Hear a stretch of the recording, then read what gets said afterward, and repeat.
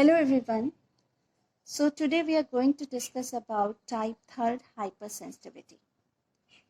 Like type 1 and type 2, type 3 is also an antibody mediated hypersensitivity, and the antibody involved here is IgG.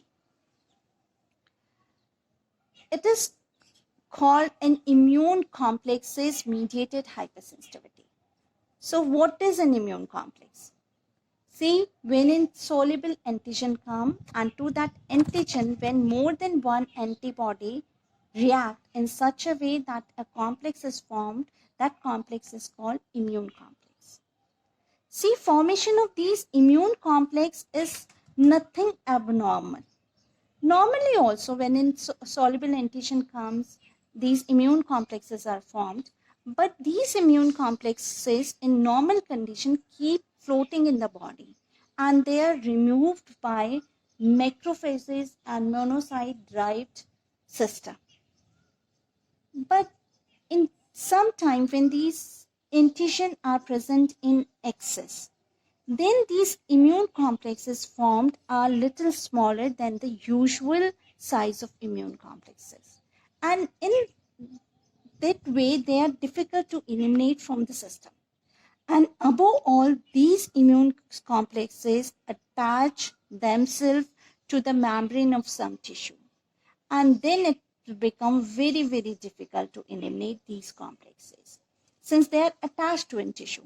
And to eliminate them, in order to eliminate them, some immune cells secrete some enzyme, some lytic enzyme, and that lytic enzyme not only destroy that immune complex, but it also damage the tissue to which these complexes are attached.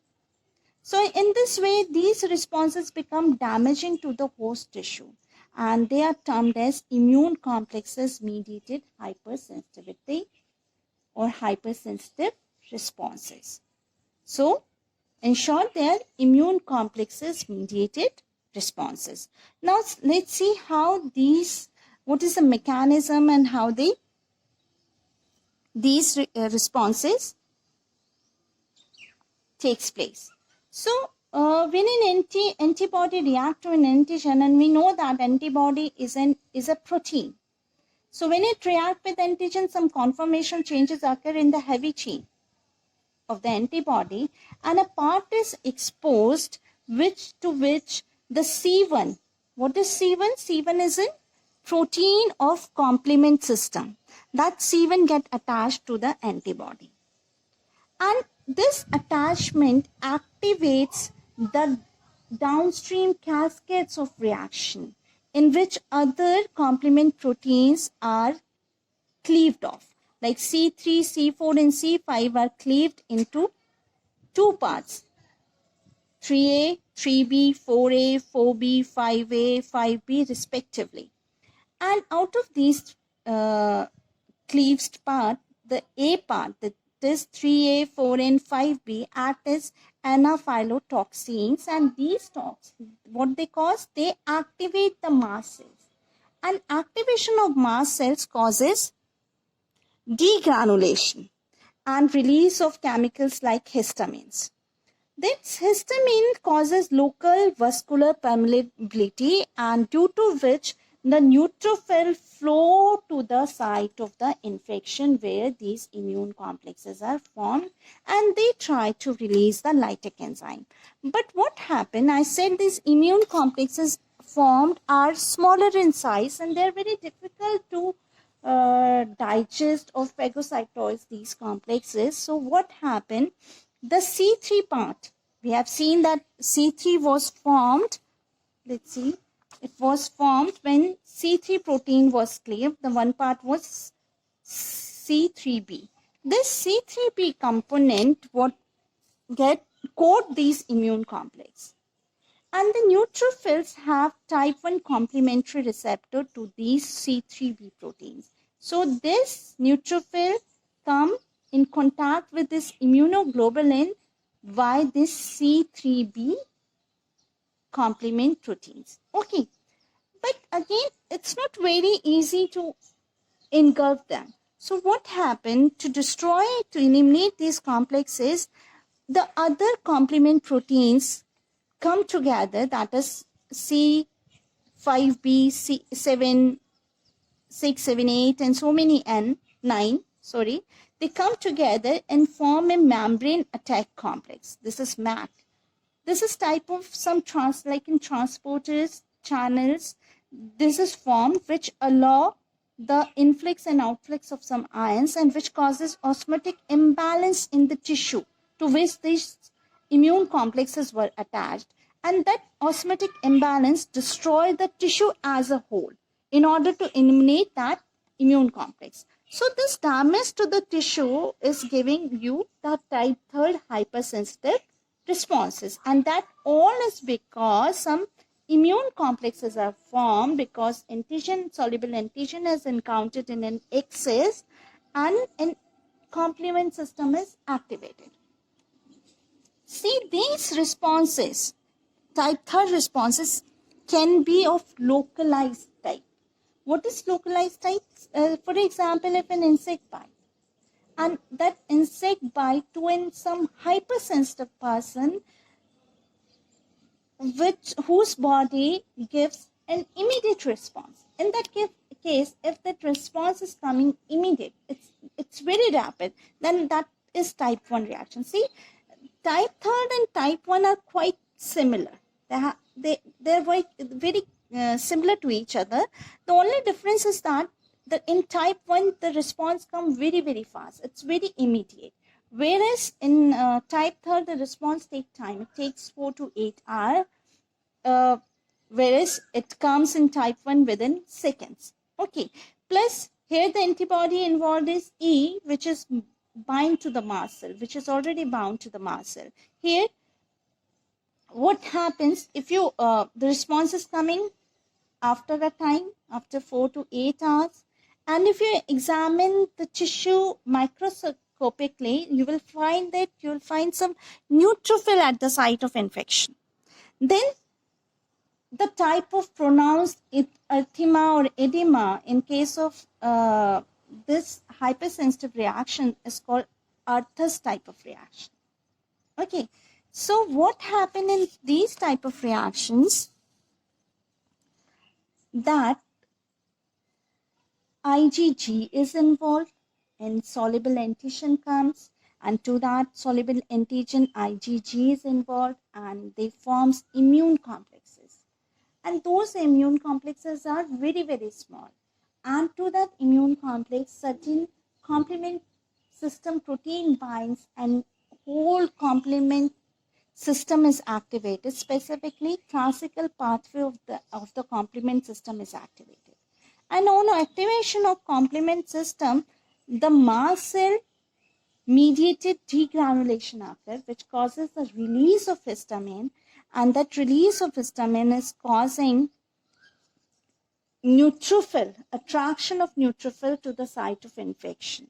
And these neutrophil release some lytic enzyme in order to phagocytose these C3b coated immune complexes. This is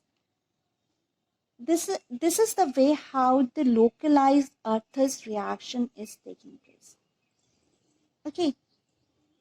But these reaction, type 3 reaction, can also be of generalized type, in which the general systemic type. So what happens, for example, if we take anti-tetanus or anti-diphtheria serum from a horse which were earlier exposed to the tetanus antigen, we take an anti-tetanus serum from that horse and we inject that serum into a human body. So what will happen in some cases, in some sensitive body, what will happen, these anti-serum will be taken as antigen by the immune system, and to that those antigen, serum antigen, the human anti-serum antibodies react, and then they form immune complexes, and then these immune complexes give certain symptoms which together are called serum sicknesses. But the severity of the symptoms depend upon the quantity as well as on the size of the immune complexes formed. Okay. The common symptoms of serum sicknesses are like fever, weakness, rashes, and if the immune system are deposited in the synovial membrane, then that is the case of arthritis. And if they are deposited in the kidney, then that is the case of glomerulonephritis. Okay, depending on the site where they are attached, their different diseases are caused.